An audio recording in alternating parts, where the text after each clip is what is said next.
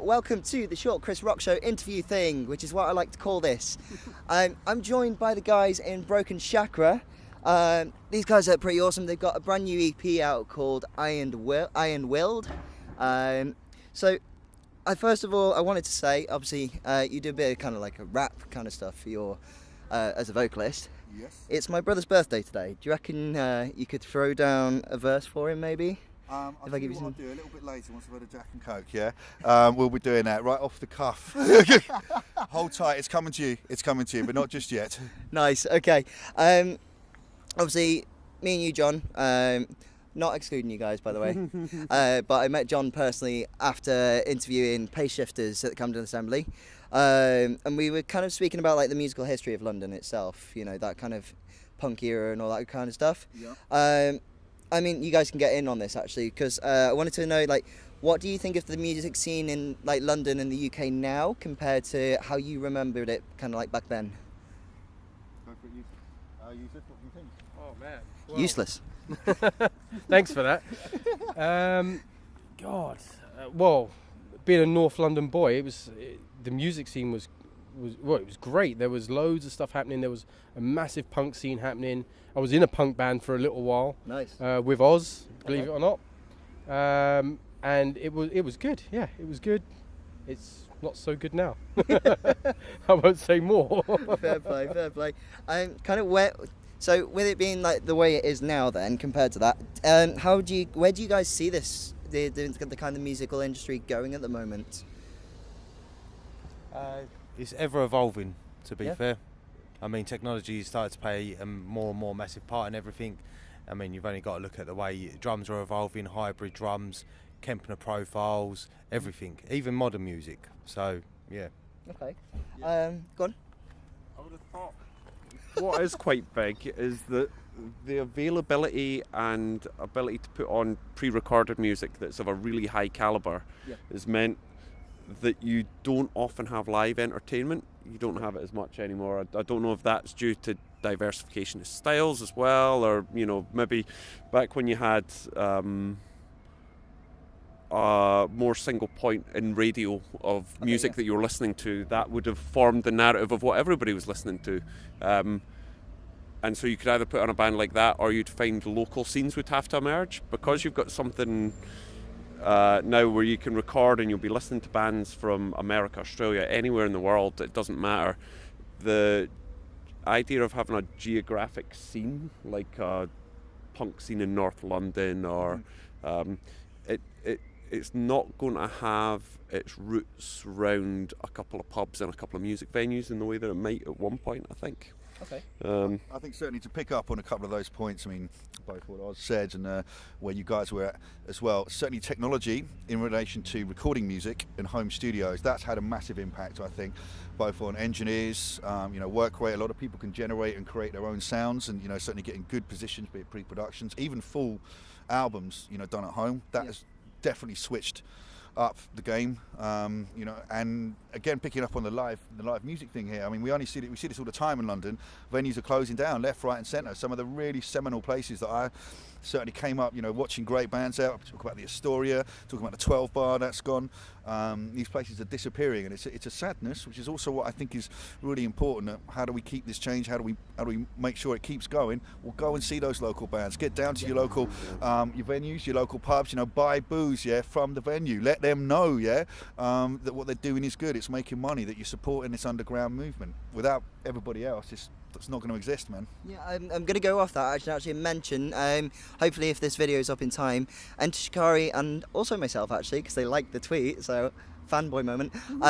They put out, there's a survey at the moment that you can go and do that actually is all about keeping grassroots venues alive. So if you attend any venues that are grassroots and you want to keep these bands able to play there as well and keep them open, go and do that survey. That's at Shot Chris Radio. Anyway, I want to talk about the history of your band. So I wanted to, So obviously Broken Chakra. How did you guys? How did you guys come together as a band then? Okay, so try and give some kind of quick synopsis as best I can. Really, where I came from when I started thinking I wanted to do the crossover kind of hardcore punk hip hop music again, I'd actually been off doing some electronic pop music, dance going, and I was just going, man, this is in my blood, it's in my veins. I really wanted to do that. I called up 3 guys from completely disparate scenes, completely different, genres, and said, look, this is my vibe, this is what I want to do. Are you guys up to doing this? It's fusing hip hop, the punk, the reggae, everything that is banging urban rock music. And that was really the crux of it. We didn't really know what was going to happen. We got in a rehearsal studio in London Bridge, smashed it out. First it was a bit awkward, but then we found a vibe, found a pocket, and really it sort of, I suppose we were around for like 18 months before we put out our first EP. That then moved on, people come in and out. Well, it must have been maybe 3 years. Oz, correct me how long you've been playing with us. I think you're the second longest, maybe even 4. Yeah, 3 years. 3 years. I mean, you've certainly done 2 of the last 2, this EP and the EP before. It's got Oz on it, and he was really important, I think, in solidifying our sound, solidifying, how we do, bringing in some, intricate kick drum patterns. Yeah, you've got some good rhythms there. Yeah, and the other thing as well that was, really sweet to actually sort of play with someone like himself. Yes, he also understood when I was saying, look, I'm into hip hop, I'm into drum and bass, we're into like all that. He himself comes from electronic dance music. He knows the metal thing. I mean, you let him tell you where he is. He was that open-minded. That's what it's got to be, really. I think. I mean, that was. There we were there. We had problems with the last guitar player. We'll leave that one as that is. He's still a very good friend of mine, but life was getting in the way. And Oz recommended his cousin, Yusuf, as it's correctly pronunciated. Pronounced, rather. And that was the kind of the vibe there. Was he stepped in. I mean, obviously, hopefully you can hear some of the more metallic. Intricate guitar playing and that kind of thing, which is on Iron Willed, and that's obviously a lot of that is down to my man on the right hand side here. Then again, in moving up to this again, disaster struck again, looking for another bass player. I was pulling my hair out, wanted to look like Oz. That was what I was thinking. I was going, where the hell are we going to find a player that's funky, into metal, into the crossover, and that was really where. Bizarre. That had soul as well. Yeah, good point. They had to have soul. Yeah. So it wasn't just a bass player that. Keep going. Yeah, it wasn't just any old bass player that could play funk. Or they had to have the soul. They had to physically feel it as well. So, yeah, and lo and behold, Ross turned up, and hey, just perfect. Yeah, perfect man, time. He had that open. It's about being open-minded, man. Do you know what I mean? And into this, we are not a rock band, we are not a metal band, we are not a hip hop band. Yeah, we are what we do, and we're fans of all of that. Yeah, of course we are. Yeah, do you know what I mean? 100%. Yeah, but you've got to be really open-minded, but also not be afraid to go hard as heck, and then also drop out and pull out and bring the funk. I mean, how do you feel? What do you feel about being in it as the newest, as the baby of the band? Well, I mean, I've been playing for a good year and a half now, a bit longer than that, maybe 2 years, but just over 2 years now. Yeah. So I'd echo that. There's an interesting way that songs are constructed with the chakra, and the feel of it is, I mean, it's aggressive and it's rocking. You play it to someone who doesn't know better, they hear guitar music, but there's a real strong groove behind it.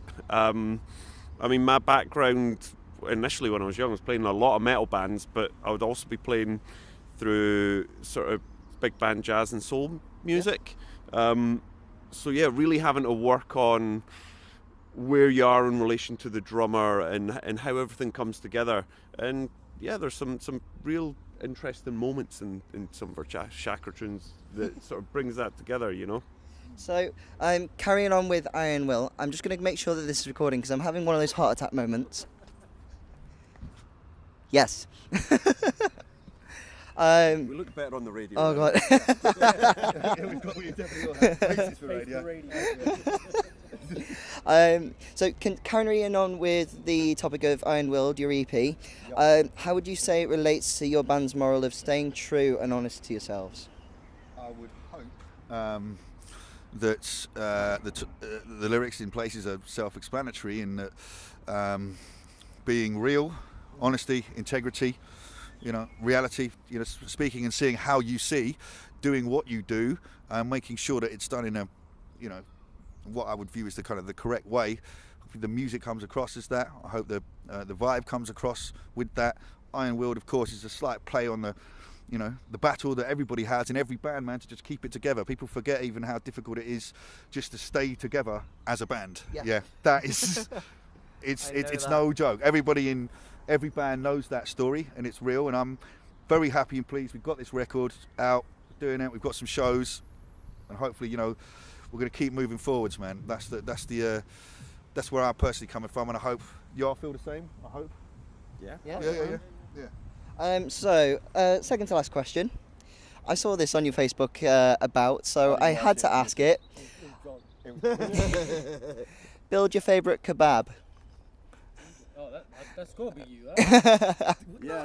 That wasn't me. I don't think I put that. Build your favourite kebab. I'm a big fan. I'm going to join you here. Yeah, I don't believe that I actually, unless it was at like 3 o'clock in the morning. I'm hoping not.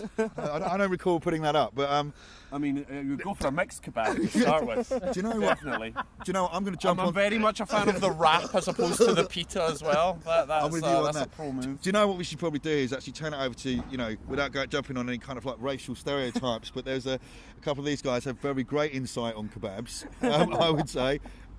Please let them know about the ultimate Turkish kebab. Go on, Oz, you've got this. It's a mixed all day long. Mixed kebab. Yeah, it has to be. You have to have a bit of everything. Yeah, that's it.